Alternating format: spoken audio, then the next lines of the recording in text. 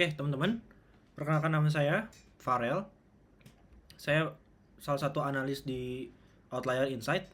Oke, hari ini saya akan membahas tentang industri silika dengan judul Unlocking Value of Silica. Oke, yang pertama, sebelum kita membahas tentang silika lebih jauh, kita harus tahu bahwa silika adalah komoditas tambang, teman-teman. Oke, jadi kita harus mengetahui bahwa tambang itu ada beberapa jenis, yaitu salah tiganya ada open pit, ada underground mining, ada dredging. Nah, ini tiga-tiganya beda nih karakteristiknya, teman-teman. Yang pertama, open pit ini mempunyai volume produksi yang besar, yang positifnya. Yang kedua adalah teknologi sederhana, ketiga scalable production, dan juga aksesnya cepat dan mudah. Jadi karena kan struktur dari tambang open pit ini adalah terbuka, sehingga untuk menaikkan barang tambang dari bawah ke atas itu lebih mudah, dikarenakan dia dapat diakses melalui logistik yang biasa. Jadi tidak perlu teknologi yang gimana-gimana, yang biasa-biasa aja, karena kan bisa lewat akses dengan mudah, pakai truk dan yang lain-lain. Produksinya juga besar dikarenakan efisien, teman-teman. Dari atas sampai bawah itu dia bisa membawa hasil-hasil tambang dan barang-barang tambang. Nah, tapi ada minusnya juga, ada negatifnya. Negatifnya adalah dikarenakan dari atas sampai bawah itu harus berputar-putar, sehingga bahan bakar dieselnya itu tinggi, boros bahan bakar, ya kan? Dan yang kedua adalah butuh lahan yang besar, jadi butuh izin yang besar, yang birokrasi yang susah itu kan. Kalau misalkan kalau ditambang kan susah ya birokrasinya. Jadi untuk dapatkan izin yang besar juga lumayan sulit. Terus yang ketiga adalah sensitif dengan cuaca, terutama cuaca hujan dan juga cuaca panas.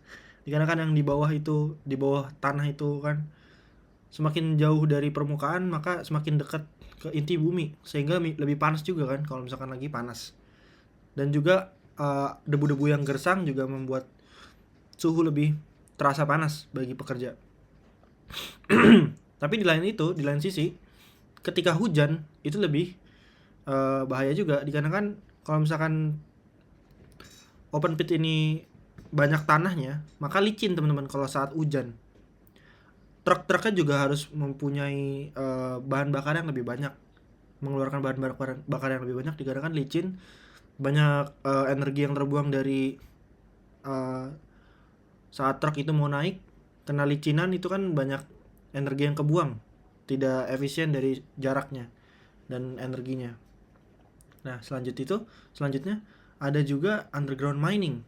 Nah, underground mining itu seperti tikus yang ada di bawah tanah yang masuk ke dalam tanah, membuat lorong-lorong. Nah, underground mining ini beda sama open pit. Underground mining ini tidak mengeruk yang bagian atas, membuka bumi. Mereka itu masuk ke dalam tanah, membuat lorong-lorong untuk eksplorasi. Nah, ada plus dan minusnya juga, terutama eksplorasinya lebih dalam. Sudah jelas, teman-teman, dikarenakan dia underground mining, jadi mereka tuh bisa lebih dalam fokusnya daripada menyamping. Kalau misalkan open pit kan menyamping ya, kalau underground mining itu mendalam dia, karena kan dia mencari sesuatu yang ada di tempat lain, nggak di dalam tempat yang itu aja. Kalau misalkan open pit kan itu aja ya yang digali, nggak mencari sesuatu lah istilahnya, dibandingkan underground mining. Tapi positifnya lagi, underground mining itu tidak merusak atasnya, teman-teman. Jejak destruksinya lebih rendah karena dia masuk ke dalam tanah yang atasnya tidak perlu dihancurin, tidak perlu dibotakin, dan lain-lain. Yang ketiga adalah kualitas dari hasil tambang itu biasanya lebih tinggi, dikarenakan lebih sedikit tercampur dengan bahan-bahan lainnya seperti fero, seperti tanah, seperti boron, dan yang lain-lain. Dan yang terakhir adalah kelebihannya tidak terpengaruh dengan cuaca, teman-teman. Jadi dikarenakan dia di dalam tanah, dia kalau misalkan ada hujan ya udah gak kerasa. Nah, tapi ada kekurangannya juga, teman-teman. Kekurangannya adalah teknologinya itu harus advance dan mahal, teman-teman. Dikarenakan di dalam lorong-lorong yang dia buat kan harus dikokohkan dengan struktur-struktur besi. Jadi kalau misalkan gak dikokohkan, ntar dia ambruk ya kan. Kalau ambruk tuh bakal meningkatkan cost bisnis yang lebih besar lagi, dan lebih bahaya daripada open pit secara karyawannya bisa tertiban gitu. Selanjutnya juga volume produksinya juga lebih kecil teman-teman kalau di underground mining, dikarenakan dia tidak seefisien open pit.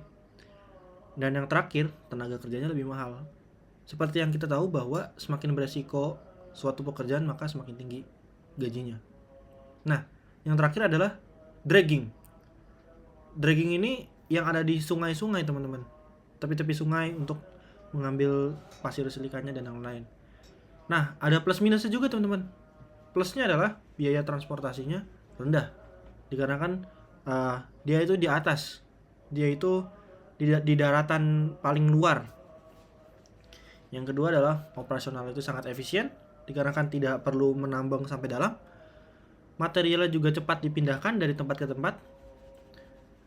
Dan yang terakhir adalah tidak perlu banyak hauling truck, karena kebanyakan tuh dragging ini pakai semacam perahu-perahu atau truk-truk kecil aja lah, nggak seperti truk tambang yang di open pit.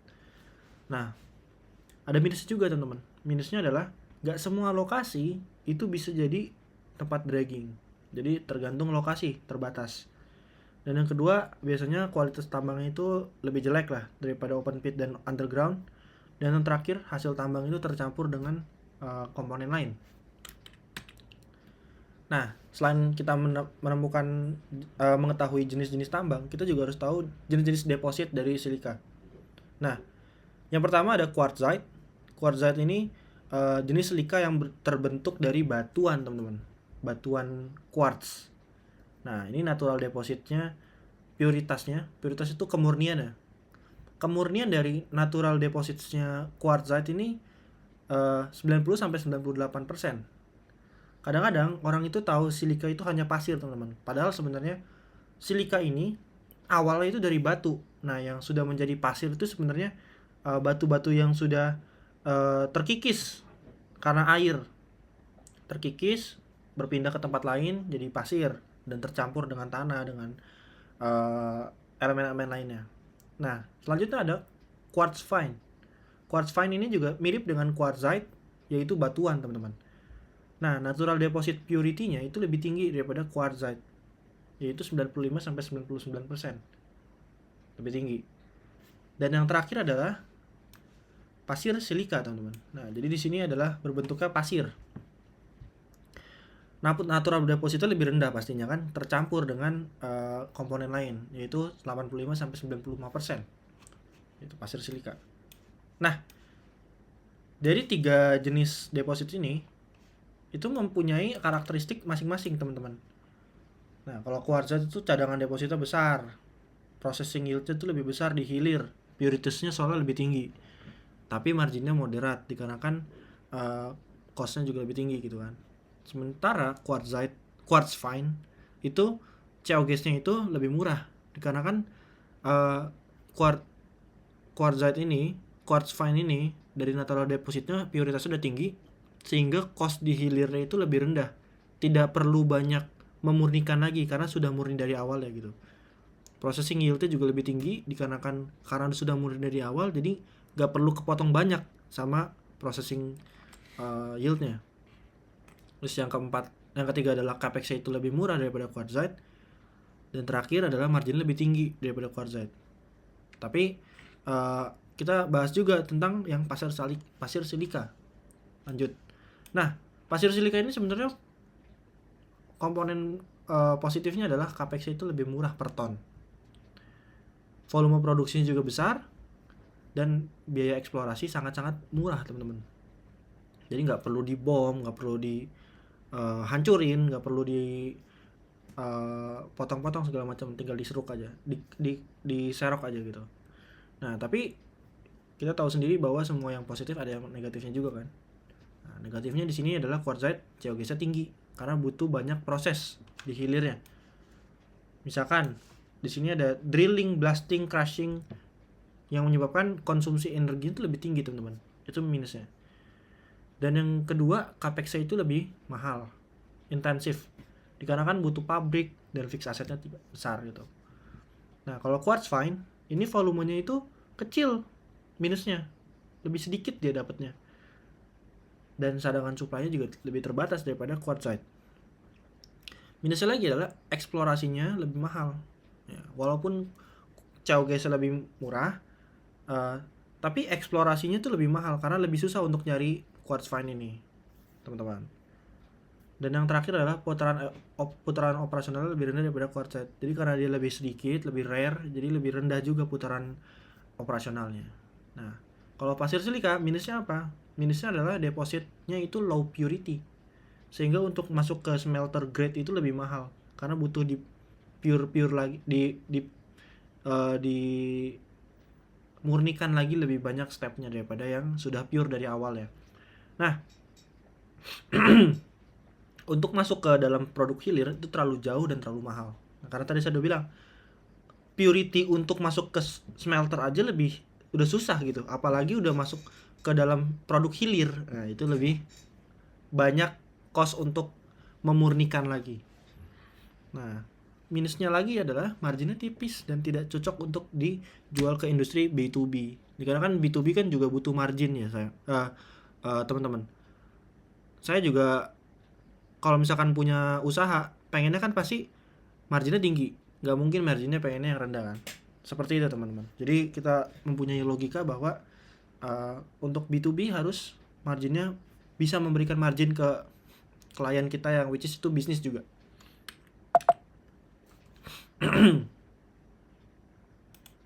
Selanjutnya adalah kenapa silika ini dikaitkan dengan semiconductor.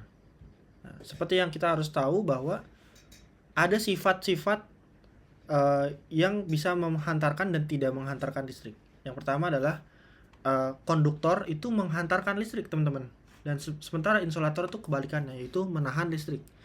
Nah, di sini saya membagi mana aja yang jadi konduktor dan mana aja yang jadi insulator. Salah satunya yang insulator adalah karet, teman-teman, rubber. Dan juga kayu, teman-teman. Kayu itu jadi salah satu insulator. Sementara konduktornya itu yang paling konduksi adalah tembaga, teman-teman, koper, serta emas. Nah, di mana sih posisinya silika ini yang sebagai semiconductor? Itu di tengah-tengah, teman-teman. Saya sebutnya itu adalah controlled conductivity. Jadi conductivity-nya itu terkontrol, gak terlalu menghantar, tapi tidak juga terlalu menolak gitu. Jadi dia ada keunggulan dari controllednya. Nah, ini adalah flow dari hilirisasi, teman-teman. Yang pertama kita tahu sendiri di quartz tambang masuk ke feeder. Nah, feeder ini adalah alat untuk memindahkan bahan-bahan tambang tersebut. Nah, jadi masuk dari feeder pindah ke crusher, teman-teman. Crusher tuh ditumbuk tapi belum halus, teman-teman, tumbuknya masih kasar. Makanya harus dimasukin lagi ke alat namanya ball mill. Ball mill itu ditumbuk lagi sebagai bubuk. Nah, setelah jadi bubuk dibersihin, teman-teman, pakai air. Muncullah produk awal kita, yaitu kristalin. Setelah jadi kristalin, kita kan butuh minyak untuk atau bensin untuk mengirimkan produk kita ke smelter, teman-teman. Ini hilirisasi nomor pertama. Smelter itu menuju midstream, dari upstream ke midstream. Nah, kristalin ini masuk ke smelter akan dimasukkan ke dalam namanya electric arc furnace. Ini kristalinnya akan dibakar sampai meleleh. Lalu setelah meleleh itu masuk ke dalam ladle, tempat penyimpannya hasil dari electric arc. Namanya tekniknya tapping. Nah, selanjutnya adalah molding. Molding itu adalah membentuk hasil dari ladle-nya ini, dibentuk di molding, sehingga akan menjadikan produk kedua dari hilirisasi itu, yaitu metallurgical silicon block. Nah, apakah ini sudah cukup untuk masuk ke dalam industri solar panel dan chip? Belum, teman-teman. Jadi kita harus punya yang namanya high grade refinery. Kita mengirimkan ke sini juga butuh minyak. Nah, di sini ada proses-proses kimia untuk memecahkan impurities atau ketidakmurnian. Nah, impurities ini kan isinya ada banyak, ada besinya, ada kopernya, ada emasnya mungkin ya, ada tanahnya. Jadi dipakein di refinery high grade ini akan dipisah-pisahkan oleh kimia-kimia yang akan nanti menjadi gas outputnya. Gas ini di dalam gas column. Nah, gas ini untuk proses-proses untuk memisahkan impurities. Nah, nanti sisa-sisanya setelah sudah jadi sangat pure menjadi yang namanya polysilicon ingot. Ini seperti bongkahan hasil dari silikon, metalurgi silikon yang sudah dimurnikan. Nah, apakah sudah cukup situ? Di situ belum cukup, teman-teman. Akan masuk ke dalam mesin yang namanya Kozlowski furnace. Itu akan dibersihkan lagi, dicairkan lagi, dijadikan kristal-kristal, teman-teman. Nah, itu membutuhkan listrik yang sangat besar. Selanjutnya itu, setelah dari situ akan masuk ke dalam wafer manufacturing untuk apa? Untuk dipotong, di cutting, dan juga di lapping, teman-teman. Lapping and polishing. Tujuan apa? Dipotong untuk membuat bentuknya kecil-kecil seperti ini, lempengan-lempengan bulat, lempengan-lempengan lingkaran. Dan juga lapping dan polishing itu tujuannya untuk membuat wafersnya ini tidak terkontaminasi dengan namanya debu dan juga tanah. Jadi harus benar-benar bersih, teman-teman. Ini juga pakainya listrik. Jadi dari upstream sampai downstream kita sudah mempunyai asumsi bahwa COGS paling pertama adalah listrik dan juga bensin. Selanjutnya adalah ini adalah flow dari COGS di proses dan COGS di dalam refinery. Yang pertama kita harus membuang kloridnya dulu, metal chloride. Nah, buangnya itu pakai gas-gas ini, teman-teman. Gas klorid dan juga hydrogen chloride. Terbentuklah silikon polysilicon ingot dengan impurities 6N. 6N itu artinya 6-nya 6 kali. 9-nya 6 kali, sorry. Itu 6N. Kalau misalkan 9-nya 7N, 9-nya 7 kali berarti 7N, ya kan?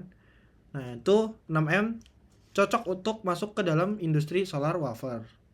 Nantinya setelah masuk ke dalam industri solar wafer akan diproses lagi di texturing, diffusing, dan doping. Dibikin grid, teman-teman. Jadi wafernya ini akan dibentuk-bentuk agar cahaya-cahayanya itu bisa membuat jadi cahaya yang menghasilkan listrik. Nah, setelah itu menjadikan solar wafer ini menjadi solar cell ya. Nah, solar cell ini adalah wafer yang sudah bisa memproduksi listrik dari cahaya matahari karena dipantul-pantulkan dari segala jenis. Jadi saya kurang paham dalam prosesnya, tapi kira-kira gambaran seperti itu, teman-teman. Nah, setelah dari solar panel, kita akan moving to chip. Nah, chip ini lebih tinggi, teman-teman. Puritiesnya harus lebih tinggi, jauh lebih tinggi. Makanya kita harus butuh banyak COGS lagi tambahan, yaitu chlorine gas lagi, hydrogen chlorine lagi, triclosan ini lagi, dan juga hydrofluoric acid lagi. Nah, untuk menciptakan wafers yang 11N ini juga harus tinggi, teman-teman, puritasnya. Jadi purity ini lebih rendah, purity ini lebih tinggi untuk COGS ininya. Grade-nya lebih tinggi juga. Kita harus buang karbon, buang fosforus, buang boron, baru menjadikan silikon puritiesnya 11N. 9-nya 11 kali. 11 sampai 11. Nah, setelah purity-nya sudah 11N ini, polysilikonnya akan dipotong menjadi silikon wafer purities. Bare silikon wafer purities. Nah, jadi dikarenakan 11N ini lebih mahal, makanya butuh lebih banyak lagi prosesnya, berulang-ulang, teman-teman, dipakein COGS ininya. Nah, setelah kita mendapatkan silicon wafers, untuk masuk ke dalam industri chip, maka harus punya mesin yang namanya fotolitografi. Nah, di dalam fotolitografi ini, wafers ini akan ditembakkan oleh laser. Lasernya ini untuk membuat transistor-transistor yang ada di dalam wafersnya tersebut. Dibikin jalur-jalur elektrik. Nah, dalam jalur-jalur elektrik ini kalau kalian pernah lihat di HP itu ada seperti garis-garis ini untuk mengkonduksi listrik sebenarnya. Dan juga bisa untuk mengontrol listrik juga. Makanya pakai laser karena kan semakin kecil itu semakin efisien. Kalau misalkan pakai physical, maka tidak akan bisa, teman-teman. Karena kan terlalu besar barang-barang yang membuat chip itu. Sementara kalau pakai laser itu bisa sekecil mungkin membuat chip sebanyak-banyaknya di dalam satu wafer. Menghasilkan chip wafer. Nama prosesnya di dalam fotolitografi adalah fotolavik. Seperti itu. Nah, ini kolom ini sebenarnya untuk distalasi namanya ya, teman-teman. Jadi membuang-buang ini namanya distalasi. Saya menyebutnya untuk step by step ini sampai distalasi paling pure adalah depth of separation, distillation. Oke, lanjut. Nah, di sini adalah estimasi dari hitung-hitungan saya, teman-teman. Jadi 1 ton ini jika akan menjadi silicon wafer dan bare solar wafer, saya menemukan bahwa akan ada namanya processing yield loss dari puritasnya. Jadi kalau ingin kita memurnikan, maka harus banyak yang dibuang dong, teman-teman. Di dalam batu ini kan banyak chemical lain, banyak senyawa-senyawa lain yang harus dibuang, seperti boron, seperti aluminium, seperti nikel misalkan, atau ada yang lain-lain. Nah, kita tuh butuhnya untuk membuat silikon wafer dan silikon solar, itu butuhnya adalah yang benar-benar silika, yang kalau bisa puritasnya itu makin tinggi, silika murni gitu loh. Kita nggak mau silika campuran sama besi dan lain-lain. Makanya di sini saya mengestimasi setiap hilirisasinya, processing yieldnya juga berbeda, teman-teman. Contohnya seperti di sini, dari batu quartz yang high grade itu menuju ke bare silicon wafer ini turunnya 80%, teman-teman. 78 sampai 80%. Ke sini ke polysilicon ingot yang merupakan midstream itu turunnya 65% sampai 70%, teman-teman. Jadi 1 ton jadi sisa 3,0 ton sampai 3,5 ton. Sedangkan yang silicon wafer itu 0,2 ton sampai 2,2 ton. Nah, itu processing yield ini harus kita perhatiin, teman-teman, karena kita menghitungnya dari ton. Jika kita menghitung 1 ton batu quartz, jangan dihitung lagi 1 ton bare silicon wafer karena itu terlalu bias, teman-teman. Nah, ini merupakan harga-harga yang saya ambil dari acuan Sichuan Index untuk metallurgical silicon block dan sudah di-adjust. Jadi semuanya ini tuh sudah di-adjust dengan processing yield. Nah, yang perlu harus teman-teman tahu adalah nggak semua batu quartz itu bisa dijadikan silicon wafer. Nah, yang low grade ini kan cuman buat bangunan ya, paling masuk ke dalam kristalin aja, nggak bisa sampai metallurgical silicon block. Nah, sementara yang matte grade atau medium grade itu bisa masuk ke dalam silicon block. Tapi untuk masuk ke dalam bare silicon wafer dan bare solar wafer itu terlalu jauh dan terlalu mahal untuk membuat natural depositnya itu menjadi lebih murni. Sementara yang high grade itu kan karena sudah murni dari awal, jadi untuk masuk ke dalam solar wafer dan silicon wafer itu tinggal melanjutkan aja kemurniannya, tidak perlu dari awal banget dia memisahkannya. Seperti itu. Nah, ini selanjutnya adalah gross value creation by revenue yield adjusted. Nah, jadi karena saya sudah adjust dari 1 ton batu itu akan menjadikan hanya 0,4 ton silicon ingot, teman-teman. Silicon block, sorry. Iya, silicon block. Hilang 40%, 60% dari total masanya. Selanjutnya dari silicon ingot itu turunnya 70%, teman-teman. 65 sampai 70%. Nah, jadi kita lihat di sini nih. Ini merupakan value creation dari harga barang yang sudah di-adjust sama yield. Processing yield. Nah, jadi 1 ton quartz ini kalau misalkan dijadikan wafer chip ini harganya bisa dari 40 kali lipat sampai 1000 kali lipat naiknya. Saya pakai range itu agar standar deviasi yang saya omongin itu lebih berarti, dikarenakan harga-harga barang di dalam industri ini lumayan chaotic, teman-teman. Jadi indeks-indeks itu tidak semuanya sama. Ada yang di negara mana itu lebih beda harganya atau juga kualitasnya dan juga lain-lainnya. Maka kita menggunakan range, teman-teman. Jadi dari deposit kita lihat dari silicon block, ingot, solar sampai chip itu value creation-nya sangat besar, teman-teman, dari segi harga jual. Tapi apakah harga jual itu cukup? Nah, kita harus tahu dulu nih. Industri material. Jadi purity itu adalah key-nya. Kuncinya adalah purity. Kalau misalkan purity-nya itu rendah, itu hanya sebagai industri material, yaitu bangunan. Seperti pasir bangunan aja lah, biasa. Tapi kalau purity-nya naik sedikit, akan masuk ke industri kaca, yang which is lebih besar juga marginnya. Dan yang terakhir, kedua terakhir adalah dari industri solar panel dan industri chip yang lebih tinggi lagi purity-nya. Selanjutnya adalah, ini adalah hitung-hitungan dari saya sendiri dan merujuk dengan riset-riset yang saya temukan, yaitu adalah dari batu quartz ini CO gas-nya 30-70 ton Cina dan ASEAN itu harus menyesuaikan dengan CO gas yang sampai hilirnya. Karena kalau kita ngomongin harga aja itu juga sia-sia. Kita kan pengennya kan profit, bukan dari harga aja, bukan revenue aja. Jadi omset tinggi kalau CO gas tinggi juga percuma. Nah, saya akan menyesuaikan yield-nya dari CO gas batu quartz menjadi CO gas wafer, solar dan juga silikon, serta polisilikon ingot dan juga metalurgi silikon blok. Jadi saya ingin mencari GPM-nya atau gross profit margin-nya. Nah, setelah itu kita juga harus tahu nih, capex itu seberapa berat, investasinya harus berapa banyak untuk membuat produk-produk ini. Ternyata dari capex kristalin sampai metallurgical silicon block itu masih rendah, tapi pas masuk ke dalam capex polisilikon ingot itu jadi semakin tinggi, teman-teman. Nah, ini paling tinggi, teman-teman, dikarenakan untuk masuk ke dalam raw silicon wafer dan juga raw silicon wafer,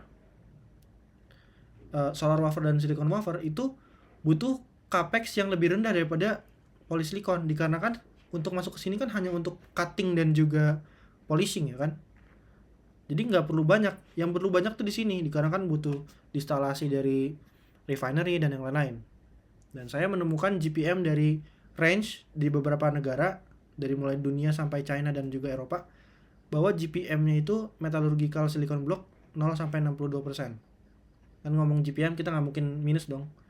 Dan setelah itu polisilikon ini 0-51%, raw solar wafer ini 0-52%, dan juga raw silicon wafer 0-80%. Nah, ini kan baru GPM, teman-teman ya. Kita akan menyesuaikan GPM tersebut dengan harga yang sudah ditetapkan dari revenue. Jadi GPM dari revenue, bukan dari GPM COGS tahun lalunya gitu, teman-teman. COGS barang sebelumnya. Nah, ini merupakan segitiga value creation according to the EBITDA atau earning before interest, depreciation and amortization, yield adjusted estimation. Jadi ini sudah di-adjust oleh yield, processing yield ya, sorry. Dan juga sudah di-adjust dengan gross profit margin terhadap harga-harga di barang tersebut. Nih, harga-harganya kan kita bisa lihat di sini nih. Harganya segini, profit marginnya let's say $10.000 tuh profit marginnya 80%. Artinya kan $8.000 marginnya kan, net, gross profit marginnya. Tapi itu dari 1 ton, teman-teman. Dikarenakan 1 ton ini kita nggak semuanya, kita kan kena dalam processing yield. Jadi 1 ton ini kalau misalkan masuk ke dalam industri chip, tadi berapa? Industri chip turunnya 70-80%, 78-80%. Artinya kalau misalkan dari deposit ini harganya $10, margin 20%, artinya kan $10 $20% kan artinya $2. Nah, ketika harganya itu di dalam industri wafer chip itu $1.000 tuh marginnya itu 80% dari $1.000, teman-teman. Jadi $200 marginnya kan. Marginnya itu $1.000, $800 marginnya. Jadi kita hitungnya dari margin yang ada di tambang tuh tadinya $10 margin 20% itu $2, sorry. Jadi dari $800. Itu kan value creation-nya jadi meningkat. Nah, value creation ini disebabkan oleh teknologi untuk memprosesnya, teman-teman. Oke, lanjut. Di sini saya menjelaskan tentang distribusi logistik untuk COGS-nya industri silika. Yang tadi saya sudah jelaskan, ada beberapa kimia, gas, dan lain-lain. Itu saya mengasumsikan bahwa mereka itu semuanya beli, teman-teman, karena nggak semua negara itu ada semua barang yang dibutuhkan. Sehingga saya mengambil kesimpulan untuk mengambil negara dengan eksportir paling besarnya aja. Nah, contohnya seperti ini. Hydrogen chloride itu saya ngambil dari Jerman dikarenakan dia eksportir yang paling besar di industri hydrogen chloride. Lalu chlorine gas ini saya ngambil dari Kanada karena dia yang paling besar eksportir. Dan yang ini hydrogen chloride dan juga hydrofluoric itu dari China, teman-teman. Nah, jadi ini saya bikin untuk melihat sensitivitasnya dengan harga minyak dan juga perang, teman-teman. Seperti yang saat ini terjadi di Iran dan juga Amerika. Nah, dari Jerman itu kan langsung menuju Asia lewat Suez atau lewat darat ini lewat Hormuz, ya kan, teman-teman. Ini sangat sensitif dengan yang namanya harga minyak, teman-teman. Karena kan di sini di Suez ini ada konflik dari Israel, ada konflik dari Yaman juga, Houthis. Dan di sini juga bahaya, teman-teman. Ada perompak-perompak dari Somalia atau bajak laut, ya, teman-teman. Sehingga akan membutuhkan cost yang lebih besar gitu dari segi minyaknya. Kalau misalkan dari Jerman ini muter, ini lebih besar lagi, teman-teman, dari cost minyaknya. Jadi serba salah. Sehingga saya tuliskan di sini sensitif dengan perang, teman-teman. Nah, kalau Kanada itu nggak sensitif secara langsung, tapi sensitif dari harga minyak. Nah, karena ini jauh ya, teman. Dari Kanada ke China itu berapa ribu kilo, atau Indonesia lebih jauh lagi. Jadi saya tulis di sini tidak sensitif dengan perang, tapi secara nggak langsung ya, teman-teman. Nah, selanjutnya di China. Nah, ini China ini menarik nih, teman-teman. Jadi dua komponen untuk refinery ini ada di China, teman-teman. Nah, jika misalkan kita itu produksi di Indonesia, maka tidak sensitif dengan perang karena dekat dan juga nggak diblok sama Hormuz dan juga Suez. Dan kalau misalkan bikinnya di China, hilirisasinya lebih untung lagi karena China sudah punya bahan bakunya sendiri. Nah, selanjutnya saya udah memberikan importan variabel, saya petak-petakin tadi untuk COGS dan segala macam. Saya bagi 3 importan variabel ya, yaitu logistik. Logistiknya ini gimana sih? Ya kan? Medium ternyata sensitivitasnya terhadap Middle Eastern War untuk shippingnya. Saya sudah bikin asumsinya. Dan yang kedua adalah sama tadi, kalau ini kan war, ini ke oil price-nya. Kalau war di Middle Eastern udah pasti berkorelasi dengan oil price. Tapi ini saya tulis di oil price sendiri karena Kanada itu kan tidak sensitif dengan perang, tapi secara tidak langsung sensitif dengan oil price-nya gitu untuk shipping. Terus yang ketiga adalah ini saya tulisnya salah ya. Ini harusnya sini, ini saya hapus ntar. Oke, selanjutnya adalah FX volatility. Ya udah pasti ya, teman-teman. Yang namanya ekspor impor pasti ada resiko currency-nya, currency risk. Nah, selanjutnya dari logistik itu kita menuju ke produksinya, teman-teman. Produksi dari hulu ke hilirnya, teman-teman. Yang pertama ada regulation dan birokrasi. Nah, ini kita harus pantau, teman-teman. Regulasinya sekarang gimana sih di Indonesia? Nah, atau di Cina gimana sih? Ini berhubungan dengan demand juga tapi nanti. Nah, selanjutnya adalah produksinya tuh butuh listrik dan coal. Butuh batu bara, butuh listrik, ya kan, untuk memproduksi tadi. Yang tadi saya sudah bikin, jadi COGS-nya ada 2, listrik dan juga minyak yang paling penting. Oke.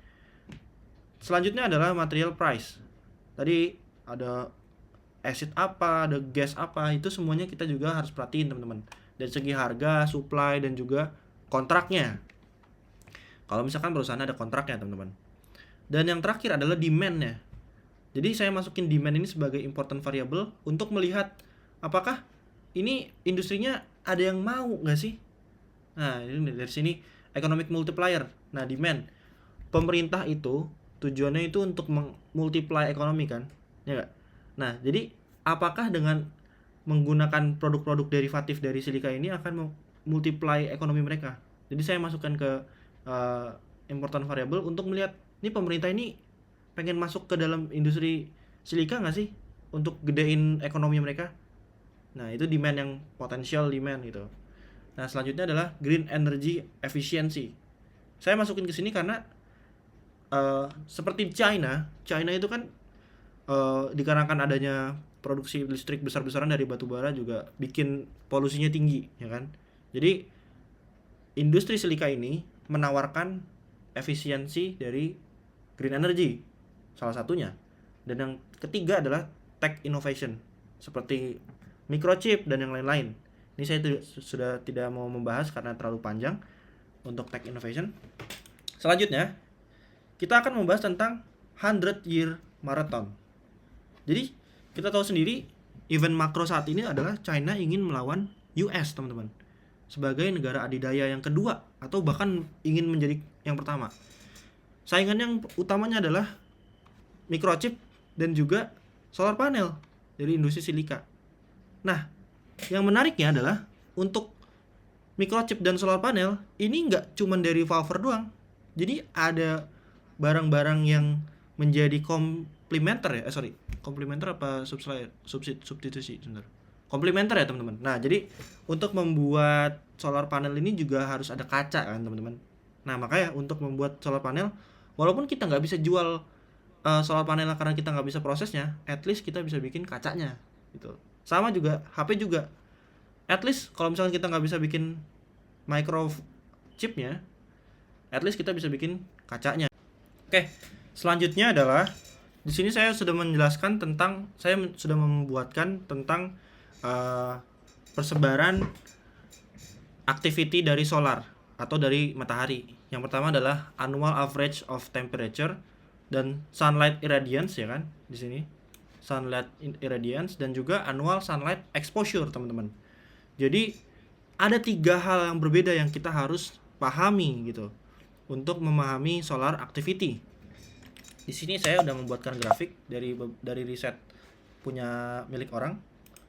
Nah, ini adalah grafik output effectivity. Nah, jadi efektivitas solar panel ini akan berbeda setiap suhunya. Nah, jadi solar panel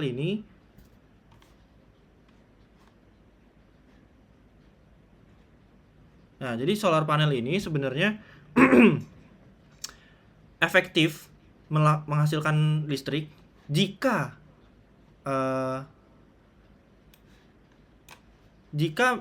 sinar mataharinya itu tinggi, teman-teman, bukan dari temperaturnya. Nah, ini bisa lihat nih, kalau misalkan temperatur yang 70 Celcius itu cuma bisa mendapatkan voltase segini. Jadi dia nggak bisa menangkap power dari kecerahan matahari atau irradiance-nya sampai segini nih. Kalau misalkan temperaturnya cuma 25 Celcius. Nih, di sini ya juga lihat nih, ada marginal effect-nya, teman-teman. Ekspektasinya kan sampai sini nih, ya kan? Tapi dikarenakan adanya temperatur yang makin tinggi, in a certain level, di level-level yang tertentu, ekspektasi kita itu akan makin tidak efektif, turun. Yang awal ekspektasinya segini, dikarenakan ada suhu yang makin tinggi nih di 35 derajat, udah nggak efektif. Tapi kalau misalkan suhunya cuma sampai 30 derajat, itu masih sama aja, biasa aja gitu. Nah, kita balik ke sini. Balik ke sini. Nah, kita lihat nih di sini. Yang hijau-hijau ini yang saya sudah tandai, itu adalah efektif. Area yang paling efektif untuk membuat solar panel. Yang pertama adalah annual average temperature. Nah, di sini temperaturnya tuh rendah, teman-teman, di sini. Temperaturnya nggak terlalu tinggi ya, secara rata-rata tahun di daerah hijau-hijau ini. Yang ini Indonesia merah kan, ini Brazil merah karena kan khatulistiwa ya kan. Nah, tapi apakah temperatur doang yang bisa kita nilai? Ada lagi, yaitu sunlight irradiance atau power dari sunlightnya, terangnya ya teman-teman, terang bukan panas. Nah, ini kita lihat di sini, paling terang irradiance-nya itu daerah yang kuning-kuning ini, teman-teman, paling tinggi nih, kuning sampai putih sini, daerah Sahara, daerah Cina, daerah India, Amerika, dan yang lain-lain. Nah, irradiance rata-rata hampir sama semua ya teman-teman, tapi temperaturnya beda, teman-teman. Nah, jadi irradiance tinggi, temperatur rendah, itu bagus. Irradiance-nya rendah, temperatur rendah, jelek. Terus irradiance-nya itu tinggi, temperaturnya tinggi banget, ya jelek juga gitu. Jadi kita lihat sini, ini merah, ini kuning, berarti biasa aja, jelek. Kalau misalkan di sini, ini hijau nih, kan temperatur rendah, tapi irradiance-nya tinggi teman-teman. Nah, sangat efektif berarti dari segi geologi gitu, dari segi science, bukan dari segi cost-nya ya. Nah, yang terakhir adalah annual sunlight exposure. Jadi dalam 1 tahun tuh berapa jam sih sunlight exposure-nya? Nah, kita lihat di sini nih. Di China, di Arab, di Amerika. Ini kuning, teman-teman. Dia panjang. Sunlight exposure-nya panjang, teman-teman, ya kan? Nah, sunlight exposure-nya panjang sehingga di garis yang hijau ini negara-negaranya paling bagus energinya bersih itu dari solar panel. Sehingga saya membuat tesis saya adalah bakal banyak demand dari negara-negara ini, terutama di saat perang, ya kan. Perang itu kan bikin logistik yang macet, jadi batu bara nggak bisa lewat, minyak nggak bisa lewat, sehingga electricity itu harus dari sumber yang lain, dan yang salah satunya adalah solar panel, yang karena udah green, efisien, dan juga cuman butuh matahari teman-teman dari segi cost untuk memproduksinya. Seperti itu. Oke, selanjutnya saya sudah membuat tabel untuk cost and benefit range estimation ya. Kita tahu sendiri bahwa nggak ada estimasi yang fix atau harga yang fix di dunia ini, dikarenakan setiap daerah tuh beda-beda teman-teman. Nah, jadi makanya saya ngasih range ini untuk global ya teman-teman, agar standar deviasinya lebih jauh. Yang pertama ada solar, wind, gas, coal, and nuclear sebagai perbandingan energi. Pembangkit energi ada apa aja. Nah, selanjutnya adalah matriks ya teman-teman, yaitu adalah CO2 per kWh atau kilowatt per hour. Lalu ada capex, lifetime capex per kilowatt hour in USD, dan COGS tentunya, dan resikonya teman-teman, serta medan yang compatible untuk dipasang pembangkit listrik tersebut. Kan gak semua medan bisa dipasang pembangkit listrik yang sama ya. Nih, semakin hijau semakin efektif, semakin merah semakin gak efektif. Kalau hijaunya rendah ini artinya efektif tapi gak se-efektif itulah. Nah, yang pertama solar. Ini kita lihat nih, hijaunya ini tidak terlalu efektif dibandingkan nuklir, tapi resiko dan juga COGS-nya sangat efektif teman-teman untuk menghasilkan listrik, ya kan? Dan kalau gas kita lihat nih, CO2 per kWh-nya itu gak efektif teman-teman, merah dia. Apalagi coal lebih merah lagi, per kilowatt hour-nya lebih tinggi lagi dia karbonnya, ya kan? Tapi lebih tinggian coal daripada gas, makanya saya kasih warnanya segini lah. Nah, tapi gas ini capex-nya sangat murah teman-teman, efektif banget. Dia kan pakai pipa-pipa gas, lalu dijadiin setahu saya jadi turbin ya. Ntar gasnya tuh jadi memutar turbin lah. Tapi setahu saya, tapi nggak tahu sih. Setahu saya itu. Nah, selanjutnya coal ini capex-nya lebih murah, lebih mahal daripada semuanya nih teman-teman. Tapi yang paling mahal tuh nuklir, paling nggak efisien. Jadi nuklir ini sebenarnya paling efisien dari segi CO2 per kilowatt hour-nya.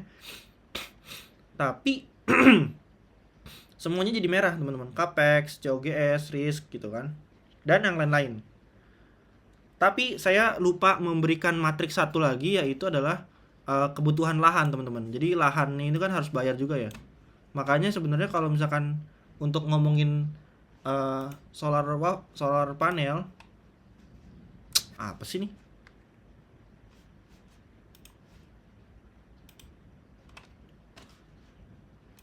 Jadi saya lupa memberikan variabel lahan ya teman-teman. Karena kita kalau ngomong solar panel kan butuh lahan yang besar ya kan, untuk membangunnya gitu. Nah, makanya nanti di lain hari saya akan membahas tentang emiten solar panel itu tersebut. Oke. Selain itu, kita bisa lihat dari market share dari global solar installation 2023. Nah, ternyata saya menemukan bahwa instalasi terbesar solar panel tuh ada di China, teman-teman. Mayoritas di 2023, yaitu 51%. Nah, sehingga Saya melihat gini, di China itu ada produksi massal solar panel, teman-teman. Yang awalnya dulu tuh mahal, memasang solar panel, sekarang jadi murah karena dia mass production. Nah, makanya saya ingin mendapatkan market China ini salah satunya dikarenakan tadi dari segi irradiance nih kan, irradiance, terus temperature dan juga sunlight exposure itu sangat efektif teman-teman di China dan juga di US. Ya kan? US 8%. Nah, Eropa juga besar. Nah, makanya saya melihat nih ada demand. Kalau misalkan US ini dan China ini ingin perang, mereka itu lebih resilience energinya karena nggak perlu import dari luar. Sebagai COGS, kalau misalkan batu bara kan butuh import, gas juga butuh import. Eropa makanya saat gasnya ditutup dari uh, pipa-pipa di Rusia, mereka kewalahan energinya. Tapi kalau mereka punya solar panel, ya udah, mereka nggak butuh gas apa-apa ya kan. Nah, seperti itu teman-teman. Nah, sorry. Nah, jadi kita lihat di sini dari Medan juga teman-teman. Medan juga berpengaruh teman-teman, dikarenakan nggak semua jenis pembangkit listrik itu bisa ditanemin segalanya. Oke, teman-teman. Salah satunya adalah wind. Nah, saya pertanyaan gini. Pasti kan Anda akan ada yang bertanya, kenapa Cina itu nggak pakai turbin aja teman-teman? Pakai wind turbin kayak di Belanda gitu kan. Nah, ini kita lihat harus ada dataran luas yang terbuka. Ya kan? Sedangkan China kita lihat di sini nih, topografinya. Topografinya tinggi-tinggi teman-teman. Ada yang putih nih bahkan di Tibet. Ya kan? Tibet tinggi, ya kan?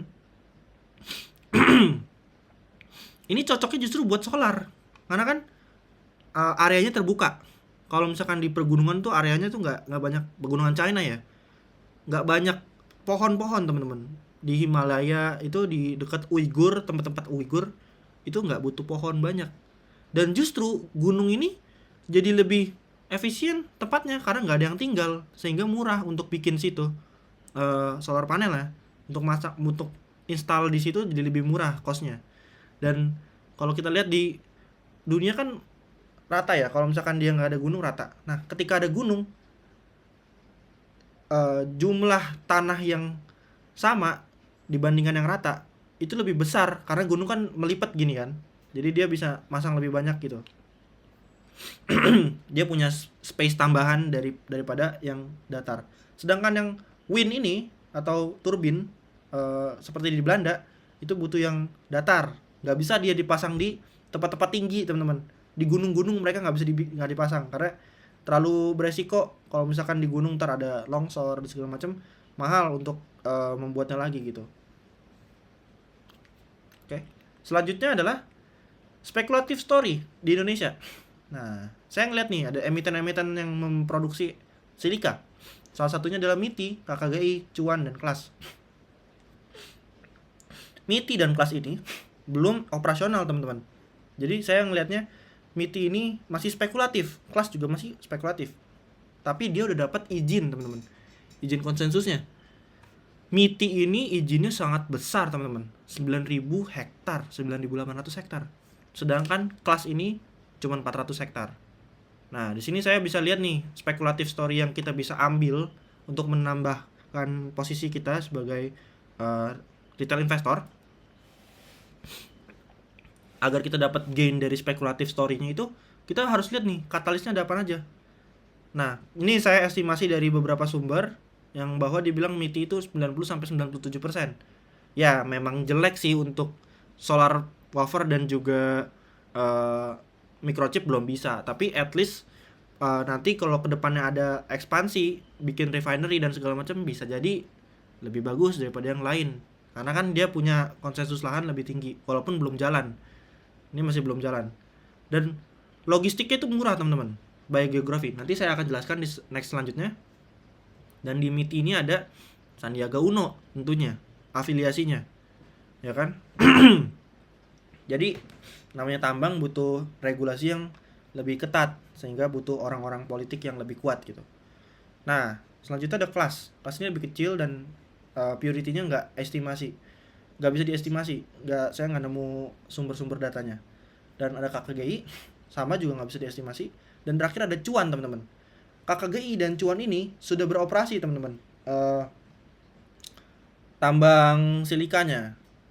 Nah, dan estimasinya based on geologi, saya nggak nemuin ininya ya, sumber-sumber cuan, tapi based on tempat geologinya cuan di Kalimantan Timur ini 91-99%, teman-teman, purity-nya. Ya walaupun saya salah, tapi kan at least ya purity-nya di situ tuh memang rata-rata segitu dari geologinya. Di Google saya baca. Oke. Yang kedua adalah lokasinya itu saya belum tahu, teman-teman. Cuan ini. Lokasinya batas-batasnya belum tahu saya. Yang secara jelas, yang jelas dia ada di Kalimantan Timur di bagian selanjutnya saya akan bahas di situ. Nah, di sini nih. Cuan ini belum jelas karena dia belum ada batas-batasnya. Daerah sini. Dan kelebihannya adalah apa? Infrastrukturnya lebih lengkap, teman-teman, di Kalimantan Timur.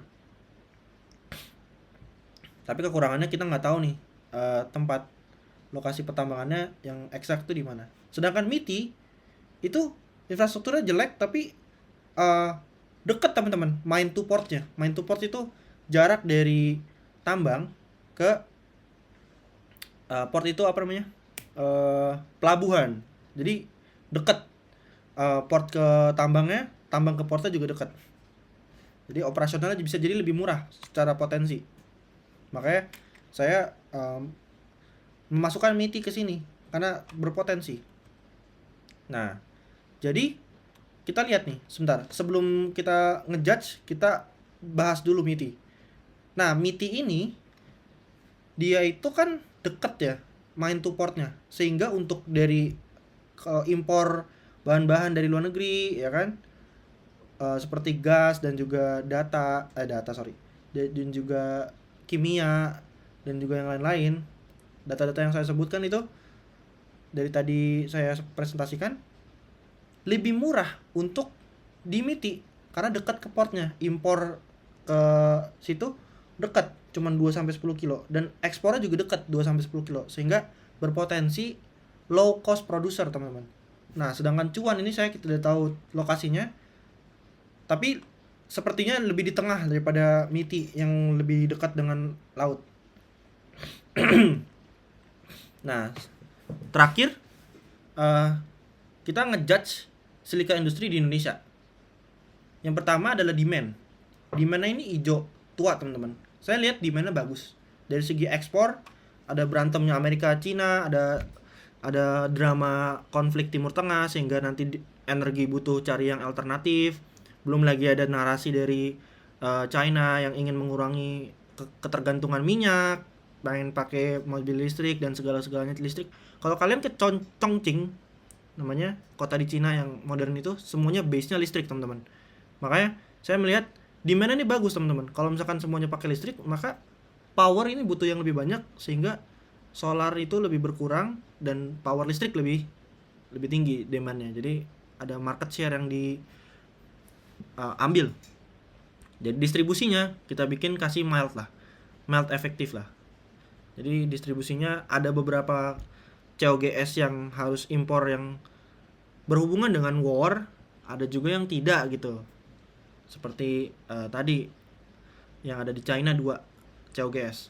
Yang terakhir yang supply-nya itu saya juga melihat bagus, teman-teman, karena supply-nya itu banyak, melimpah, tapi value creation-nya besar, teman-teman, ya kan? Jadi melimpah, value creation-nya besar, artinya marginnya itu sangat besar, teman-teman, tidak tergerus oleh kenaikan harga yang sensitif. Jadi silika ini nggak sensitif harganya dikarenakan banyak supply-nya, tapi jika dihilirisasi besar value creation-nya, sehingga COGS-nya di situ-situ aja, tapi marginnya bisa makin tinggi. Kalau misalkan teknologi makin tinggi, bisa dibikin jadi iPhone, bisa jadi apa segala macam gitu kan. Tapi processing-nya kalau di Indonesia itu jelek, teman-teman. Belum ada refinery, ya kan? Belum bisa bikin untuk wafer, belum ada mesin-mesin fotolitografi dan yang lain-lain. Jadi saya melihat processing itu merah, sangat jelek di Indonesia. Jadi kita cuma bisa ekspor lah untuk untuk menjadi solar wafer atau juga jadi silicon wafer. Nah, selanjutnya adalah regulation. Nah, regulationnya silika ini belum jelas. Saya belum menemukan regulasi yang pakem gitu, seperti batu bara dan juga nikel dan emas gitu. Nah, potensialnya saya melihat sangat bagus, teman-teman potensial. Logikanya gini, kalau kita nggak bisa bikin wafer, at least kita bisa bikin kaca. Kalau misalkan mereka itu mau bikin solar wafer, solar panel, kan butuh kaca banyak. Mau bikin HP butuh kaca banyak. Mau bikin laptop butuh kaca banyak. Mobil listrik butuh kaca banyak juga. Makanya saya melihat industri ini potensialnya tinggi, teman-teman. Oke, baik. Selanjutnya adalah ada quotes dari Warren Buffett. Bagi kalian yang masih bingung untuk riset kayak, bang, gue takut salah gitu kan, cari datanya juga pusing dari mana. Nah, kita bisa estimasi. Makanya Warren Buffett pernah bilang, it's better to be roughly right than precisely wrong gitu. Jadi lebih bagus untuk benar sedikit daripada kita salah total gitu, bagi Warren Buffett. Dan ini adalah quotes yang bisa dipakai untuk membuat riset. Dan ini resource data dan juga fakta-fakta yang saya gunakan dari web-web ini untuk membuat riset yang saya presentasikan tadi. Oke, sekian dari saya. Semoga belajar, teman-teman. Goodbye.